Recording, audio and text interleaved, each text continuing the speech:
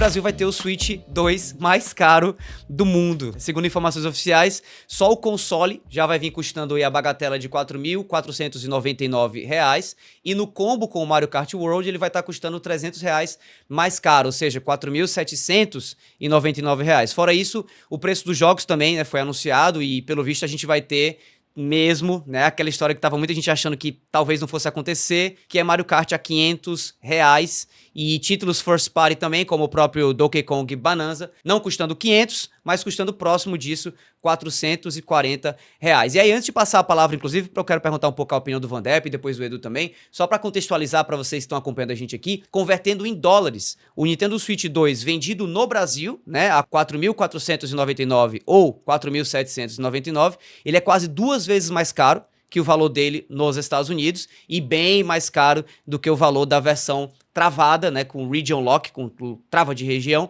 vendida lá no Japão. Vandep, impressões gerais aí a respeito disso. Não dá pra elogiar a Nintendo de maneira nenhuma com um valor absurdo desse, tanto de console quanto de jogo, né? O que mais surpreende parece ser o valor dos jogos, né? Eu não sei, claro, o console é muito caro para o que é. Eu me lembro, inclusive, eu já contei essa história que pela primeira vez na vida eu tinha um dinheirinho e eu comprei o Xbox One em 2013 por 2.300, nunca vou esquecer. Só que eu não sei se vocês se lembram que o PlayStation 4, né, tinha sido vendido por 4.000 e eu me lembro que teve uma pessoa que comprou. Eu me lembro que foi até uma reportagem no Brasil, uma pessoa comprou por esse valor. E agora a gente vê um console por 4.500, quase 4.800 com o jogo, cara, para um console que na verdade tem um poder basicamente de um PS4, é complicado, cara, mas eu tenho duas coisas que eu queria falar. Uma, na BGS do ano passado, a Nintendo foi uma das poucas empresas que teve, assim, de games. Tinha o Billy Van Zyl, vice-presidente da América Latina da Nintendo of America, que falou que quer expandir, né, a presença no Brasil e tornar os produtos mais acessíveis, os preços principalmente. Então fazer esse anúncio, né, depois de tudo isso, e inclusive também temos um tweet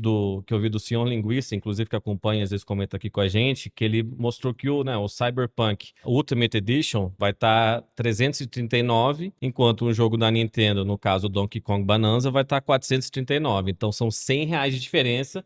E nos Estados Unidos, os dois são $70, né? Então, tipo, por quê? Porque essa precificação de R$ 100 mais barato, um jogo que em outro lugar tá precificado da mesma forma. Então, não sei se eles estão esticando a corda e tentando digitar um parâmetro novo pro mercado, mas eu acho que você tem que entender a situação do planeta e do país, cara. Que se você tá vendendo um jogo que é um terço, um pouco mais de um terço de um salário mínimo no país, cara, aí você precisa talvez reavaliar um pouco. Ou simplesmente, eu não sei se eles não se importam no Brasil, porque eu tava com a expectativa que justamente a Nintendo ia investir mais no Brasil. Então, achei meio estranho. E eu não sei quem vai comprar. Eu imagino que de qualquer jeito aqui, as pré-vendas devem inicialmente esgotar. Eu antecipo, não sei o que vocês acham. Mas o que você achou dessa história, Davi? Você não comentou a tua opinião ainda. Não, eu tô contigo, assim, não tem como comentar algo positivo em relação ao que a Nintendo tá fazendo aqui. Até porque vale levar em consideração também que, assim, existe uma maneira, existem caminhos para você baratear o custo de determinados produtos que você tá vendendo do ponto de vista de videogame, seja console, seja jogos. A própria Steam faz um trabalho muito legal de localização e, assim, eu sei que a Steam não é a pessoa, não é a entidade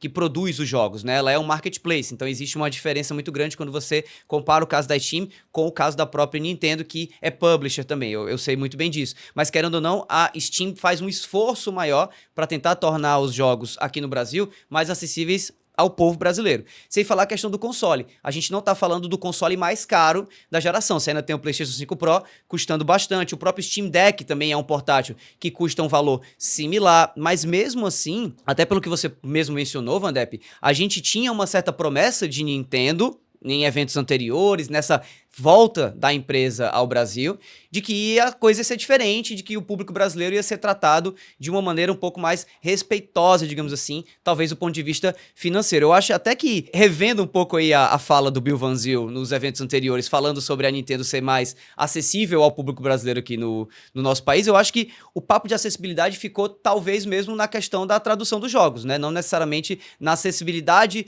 financeira dos títulos, né? E aí eu não sei muito bem o que é que a Nintendo tá esperando vender, qual é a expectativa dela. Eu não sei se o Brasil interessa tanto quanto o mercado em relação a outros países, em comparação com outros países, melhor dizendo, né? Talvez no México, talvez nos Estados Unidos, a expectativa seja de um número maior de unidades vendidas e o Brasil meio que fica com o que restou. Mas Edu, o que você acha sobre essa história toda aí? Qual é a tua visão a respeito disso? Eu fiquei bem frustrado, fiquei bem decepcionado, porque de tudo que a Nintendo vinha falando e mostrando, né, mencionando o Brasil como uma prioridade, de fato começou a traduzir mais jogo, as traduções da Nintendo são bem feitas, levou uma galera pro evento do Switch 2. Eu imaginei que eles iam localizar direito os preços pro Brasil, eu imaginei que o console seria mais acessível e os jogos seriam bem mais acessíveis. E assim, o console se até compra na revenda não oficial, né, no mercado cinza.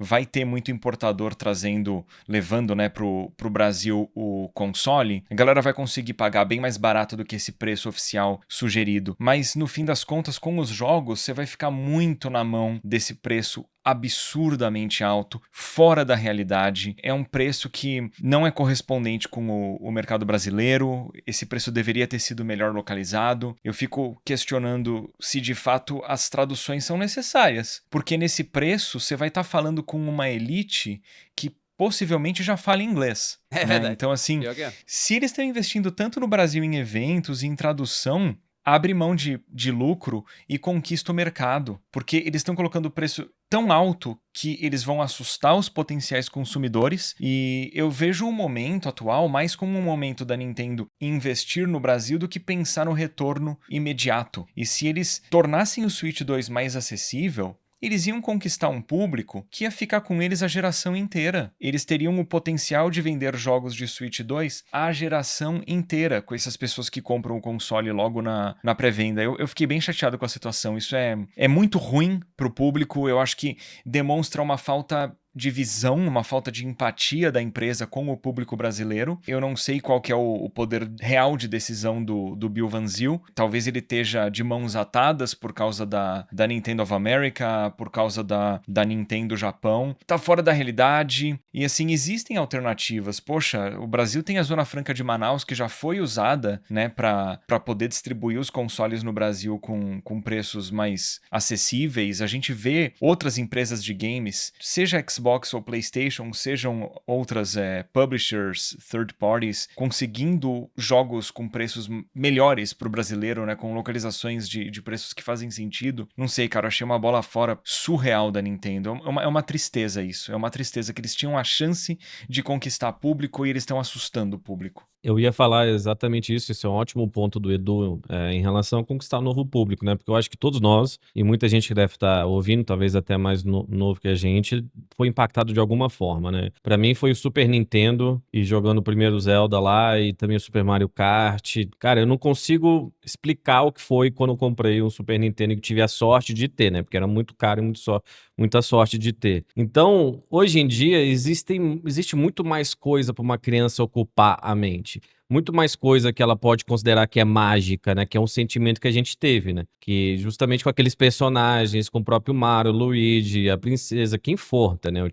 Eu acho que o Edu com a própria filha repassou isso, né? Tanto que às vezes ele joga Mario Kart com ela e tal. Só que assim, para uma geração que talvez não tenha um pai que estava tão imerso nisso, como que ela vai descobrir, né, o Mario ou, né, todos esses personagens, o próprio Donkey Kong? Você lembra quando saiu Donkey Kong pro Super Nintendo? Porque tinha um gráfico totalmente diferente, assim, era talvez uma das sensações mais mágicas da infância, você poder ver o Donkey Kong e enxergando como se fosse futuro, né? Não era uma geração bem antiga ainda. Então eu acho que hoje em dia, se você não tem um pai nintendista, vamos dizer assim, um pai que gosta muito do console, da marca que seja, talvez a criança não vai ter acesso a isso. Por que um pai vai decidir comprar um console que ele nunca jogou direito, que é caro e que talvez, se ele for fazer pesquisa em comparação a um Xbox ou um PlayStation, assim, tem, vamos dizer, uma capacidade muito inferior em muitos sentidos? Beleza, os jogos, eu acho que geralmente os acertos da Nintendo são os jogos, né? São as franquias, são os IPs que eles têm. Então você